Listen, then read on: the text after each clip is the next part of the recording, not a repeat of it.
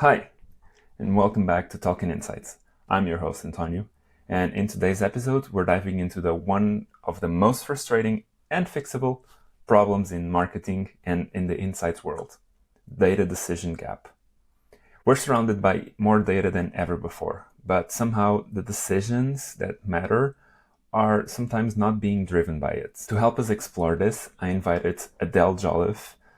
She's a passionate advocate for transforming underused data into real brand decision intelligence. We'll be talking about how you can fix some things on your brand, on your company, and hopefully think differently when you're making these decisions. So without further ado, here's Adele.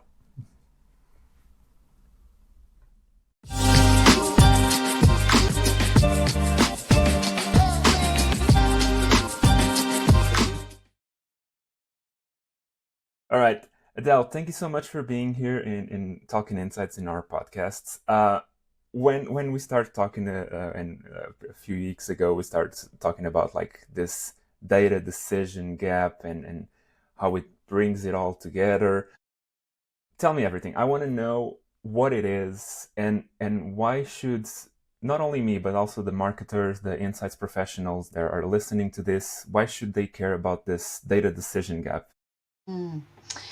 Well, it's emerged quite organically, really. It's been a very clear theme that's come out of a number of conversations that I've had. So I spend a lot of my time talking to insights and marketing professionals about this kind of topic. And it's caused, I think, by a bit of a shift in what's happening both between people, ordinary people, and the way they interact with brands, and also marketers and the kind of way their job is changing and shifting. So you've got these sort of two forces that are pulling against each other.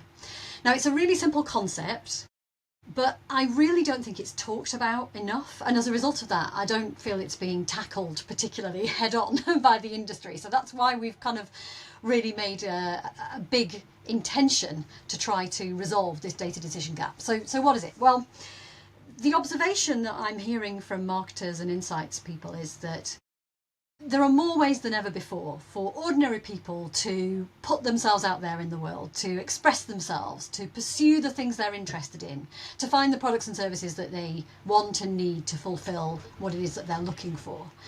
And that's sort of exploding and fragmenting. There's so many ways in which we can put ourselves out there now as humans.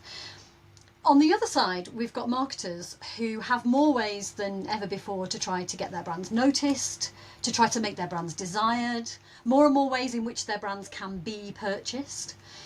And that's creating this sort of groundswell that results in the data decision gap, because on the one hand, all of that stuff coming from people in our industry turns into data, right? Whether that in the market research industry is the way people express themselves in surveys, or it could be what they're buying, sales data, what is it they're purchasing, how much are they paying for it. It could be what they're searching for, it could be what they're sharing, what they're liking, what they're posting on social media. All of that stuff, all the ways we show up in the world, turn into data that our industry can use. And over on the other side, how successful a brand is at being noticed and desired and being purchased is down really simply to the decisions that marketers make within organisations, both long term around really good planning and strategy, but also short term execution, optimisation, all of that stuff. So you would think this was a really brilliant situation because we've got maybe more decisions to be made, but we've got lots more data that we can go at to help us do that with confidence. But actually what clients are saying to me is there's too much data and there are too many decisions to make. And so they're trying to connect those two. There's lots of good intentions, but many things get in the way. I mean, no one has enough time. This is quite a complicated manual thing often to try to do, and that takes a lot of headspace and cognitive load, and that's something people are often very poor on.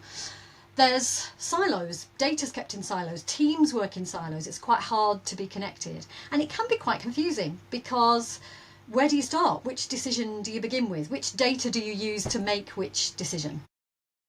So all of this means we have good intentions between data and decisions and a lot of potential for data to help with decisions, but we have a data decision gap.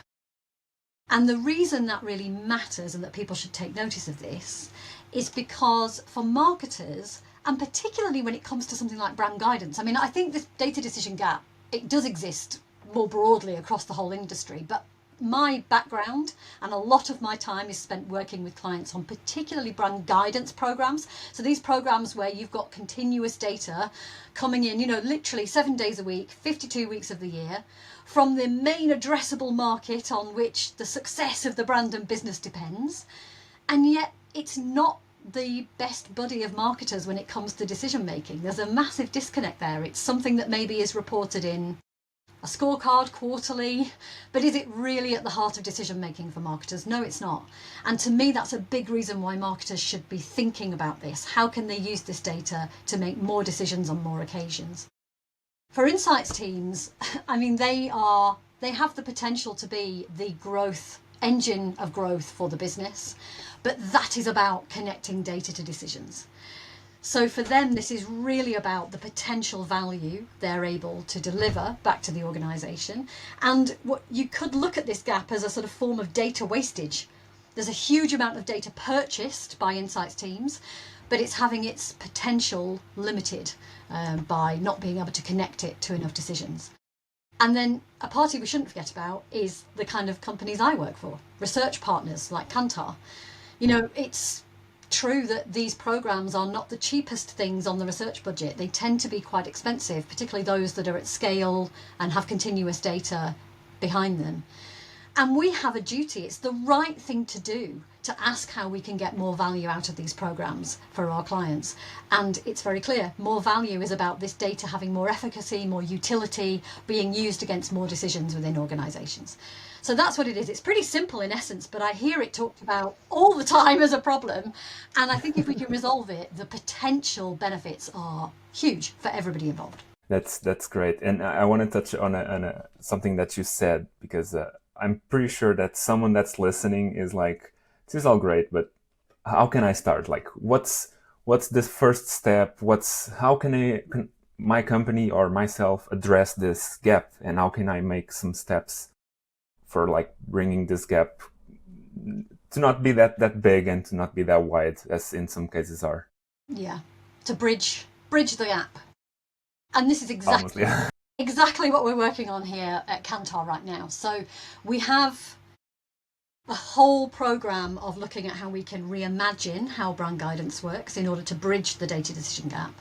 But we have a number of easy sort of ways that people can get started and ways that they can do that today. They don't have to wait for some big new technology to arrive. So when I was thinking about this, I thought there were 2 principles which are about a mindset shift in terms of inputs and outputs from a brand guidance program. And then there are 3 relatively simple steps that I think anybody listening could get started with. So the principles on inputs and outputs are really straightforward. So in terms of inputs, just expand your horizons of the types of data you think about when it comes to a brand guidance program. So on the one hand, of course, we've got human sourced survey data, and that will always be needed because what we're looking at here is brands, and brands exist in people's heads, their attitudes, memories, experiences, perceptions, all of those things. And we've got to extract those from people's heads and organise them in some sort of way. So we need to ask them things. So survey will always matter. But of course, immediately we start to wonder about the prospect of synthetic modelled data and how that can help with brand guidance programs. But it really doesn't stop there, because we should absolutely be comparing and contrasting attitudinal data from guidance programs with behavioural data from sales, because there is huge benefit in trying to identify where you should start in trying to find the next wave of growth for your brand by looking at the contrast between people's attitudes to it and their behaviour towards it. So sales, whether that's penetration, market share or price paid, should absolutely be part of your holistic way of thinking. But depending on sector, it might also be things like search, like social, like customer experience data, CRM data. There could be all sorts of ways in which ultimately, an old colleague of mine used to say, everything you do builds your brand, whether you want it to or not. And if you're not looking at all of the different ways in which the way your brand is now showing up in the world, and it's experienced and it's remembered and it's perceived, you need that real 360 view of your brand. So you can't rely just on survey data in a brand guidance program anymore. So inputs have to be expanded. At the other end, I can imagine that's kind of the way to have like brand health and right, like it's the way for you to align all those growth metrics and get your brand health in a better position, right? exactly, because if you can't see the brand as one entity through several different lenses, it's very, very difficult to know where to focus, because you just end up trying to focus on literally everything. And you raise a great point, actually. There's an implication here for data treatment, because we need ways of building sort of common data models where very different types of data can sit in one place and be compared and contrasted and looked at in the same way. So yeah, you're exactly right. And that sort of leapfrogs us to the output principle, which is about what you should be asking of your guidance program. It should be helping you with long-term decision making that's focused on growth. So you should be able to build a unique path to growth for your brand. I mean, tracking data is absolutely perfect for this, because it connects over time perceptions to outcomes, and it can be connected to real outcomes like sales and real inputs like media data. So it should absolutely be helping you with long-term decision making. But I'm hearing more and more that where it really falls down today is in short-term decision making, because people think of tracking studies as maybe being limited to perhaps monthly updates most frequently, which is just not true anymore. You can have daily data now on brand tracking studies, and often decisions have to be made at speed, maybe in flight of a campaign, not just at the end of a campaign kind of rounding up everything you could learn about it, but maybe after week 1, week 2, switching out different edits or assets for others that are working optimally or not so much. So you can really be asking a lot more of your guidance programs around its ability to help you with long and short-term decision making. So more data, broader horizons, and asking more, being more ambitious about the decisions it can help you with within the organisation. But what are the steps in between? Well, I did try to think about this in a way that would be quite simple and quite memorable. So we've got 3 steps, António. We have make a decision map, escape the funnel trap, and plug the gaps. That's your 3 steps. Okay. So what's a decision map? Well, it's pretty much exactly as it sounds, but you would be shocked to know how few organisations have actually done this really simple process, which is working out what decisions need to be made, when, with what frequency, by who. So what are the decisions we are trying to make? And that is often a very thought-provoking and stop you in your tracks type question for many clients, because they often haven't mapped out that sort of decision-making cycle. And what they'll start to find very quickly is that there are different time horizons, different cadences required, different speeds with which those decisions need to be made, different numbers and types of stakeholders that need to be involved. And once you've started doing that, you start to see where you need the different types of data inputs to really help you the most. And that can be a really simple way to help you today with something like the reporting schedule you have with your brand guidance supplier. Do you have the right kinds of reporting at the right kinds of moments? Or are you getting to a strategic plan and you're looking at a report from 6 months ago, because that's when you get your big main report? So make a decision map, very important. Escape the funnel trap. I am tired of pretty high profile people in the industry saying, when it comes to market research, all you need is a brand funnel once a year. It's simply not true. That is not going to pinpoint A, what really matters, B, how to improve it, nor does it C, really reflect the non-linear way in which people experience and purchase brands, right? So I'm not saying brand funnel is irrelevant, because it can be helpful, but it doesn't tackle concepts like predisposition towards brands. And today we should be really getting our head around the idea of predisposition to buy, but also predisposition to pay more. That's absolutely critical, and you are not going to find that in a brand funnel. So things like predisposition are critical to making intuitive and clear paths to growth for your brand. It often doesn't link to enough business outcomes. A funnel won't link to price paid as well as market share and penetration. It's very hard to answer the question, how do I improve from a brand funnel? It might identify a problem for you. Oh, you need to convert more people from consideration into purchase. Great, right, how do I do that? It sort of stops at that point.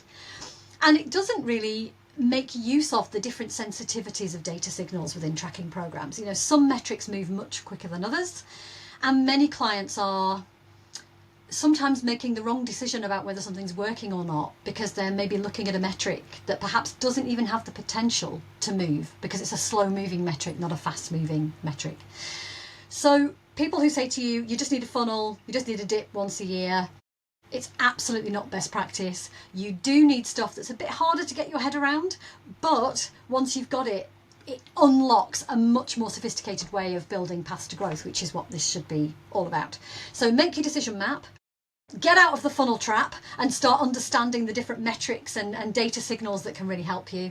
And then you plug the gaps. And how do you do that? Well, you really need to understand the right treatment of data. So do you have fast enough moving signals? Do you have sensitive enough data? So we have ways now at Kantar of treating data using really clever modelling and machine learning that can get you daily data with statistical confidence. And that means within week 1, week 2 of a campaign, you've got data that's capable of moving. And if it's not moving, you need to alert the business to finding out why and what they're going to do about it. And if it is moving, you can start to demonstrate to the business on week 1 that what you're doing is having some effect. So you really need to think about the types of data signals you've got. You need to think about analytics. How are you bringing data sets together? Whether that's brand and CX or brand and sales, or whether it's media data and understanding what's required to move certain perceptions, the amount you need to move them for the sales outcomes that you need. So you need analytics. And then you also need to think about the stakeholders who need to access this stuff. You might have amazing insights teams who really want to take the data in an API format and plug it into other models. You might have people who really want to cut by every single possible demographic or segment or whatever and really get dirty with the data themselves. You might have senior stakeholders who want an AI platform where they can ask a natural language question like, how is my brand doing? And get an answer which is pulling on survey data, sales data, media data, search data, all in one place and giving them a nice simple answer and helping them understand where they should be focusing next. So you need to make a decision map, figure out what it is you actually need, get out of that funnel trap and really understand what the potential is of a program like this to help you with those decisions, and then start plugging those gaps through the right signals, the right analytics, and the right access points to your stakeholders. So I know that sounds like a lot, and I haven't really mentioned technology that much, and of course that's the next big leap. But today, I fully believe today, there are ways that people can be bridging this data decision gap that don't require huge investments in some of the new technologies. They can do it often with a good program if they have a good program today, but so many of them are missing some of those elements to help them do that. It's very interesting you mentioning like the technology and especially the future. I was going to ask exactly that, like, how do you see not only the technology, but the industry as a whole evolve, and what excites you more about that potential in the future or the next following years? How do you see this insights and the decision making over the insights?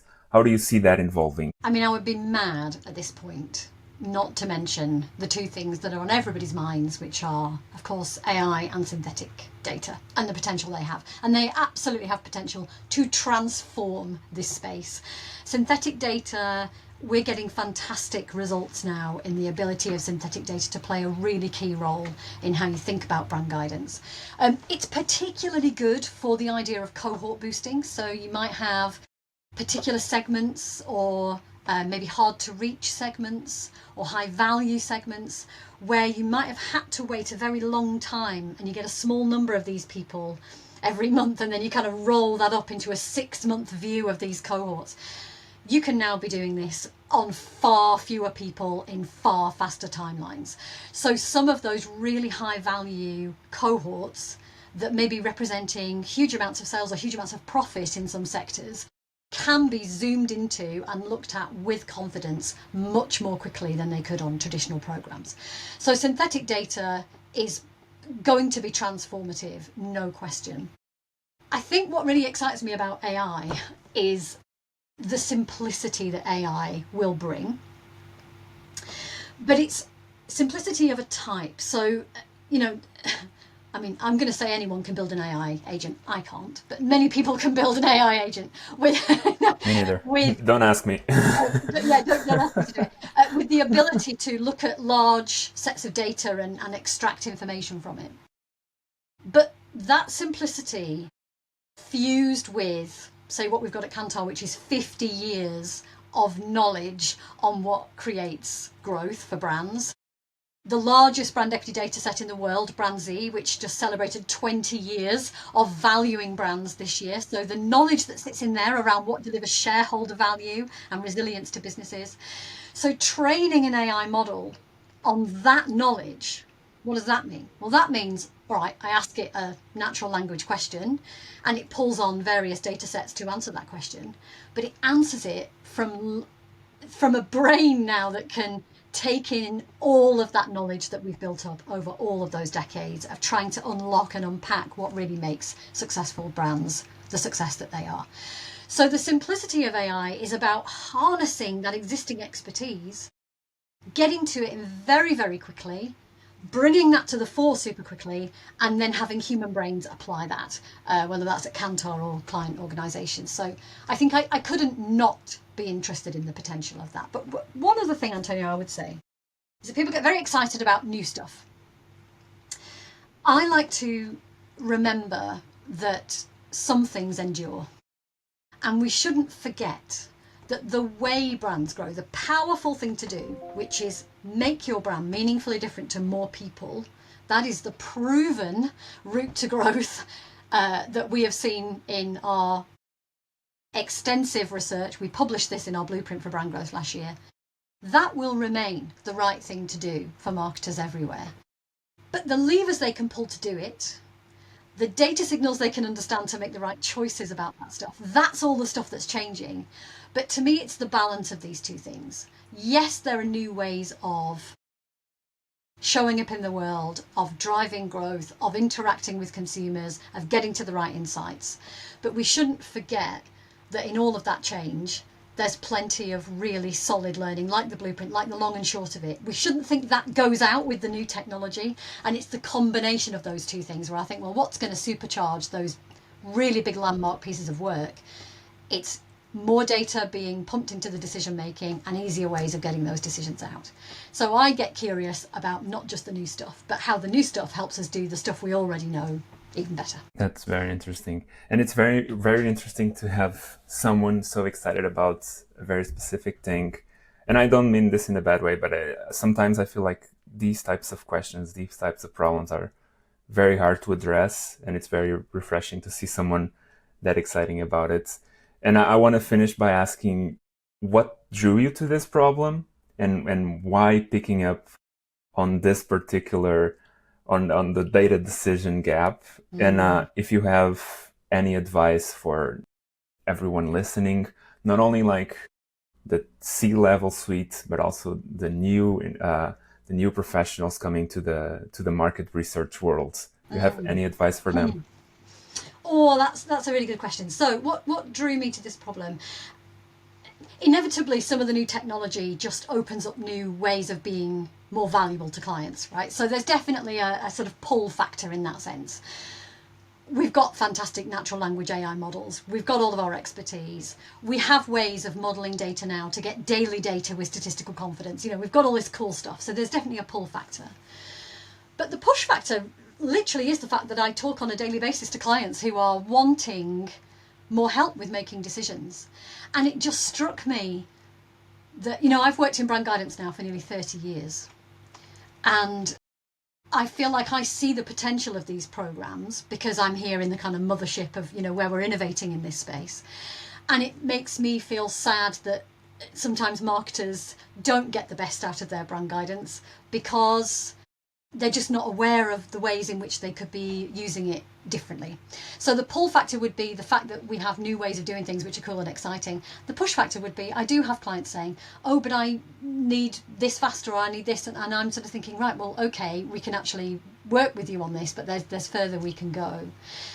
The advice I would give to people, I think, would be two things. Explore what's new in brand guidance, because I mean, I was literally with a client last week who said to me, one of the challenges we have is that brand guidance is monthly. I get one data point every month. It's not fast enough. Okay, well, it doesn't have to be, so don't write it off as the thing you thought it was, right? Explore what's new.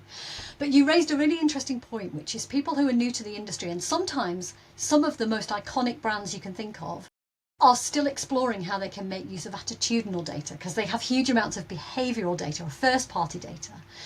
And I would say to those organisations, understand the power of behaviour with attitude together, because we sometimes think behavioural data has surpassed the need for attitudinal data, because who wants to ask people stuff when they're not necessarily accurate at remembering, or they have a say-do gap? They say they'll buy this brand, but then they go on and buy a different one. So what's the point?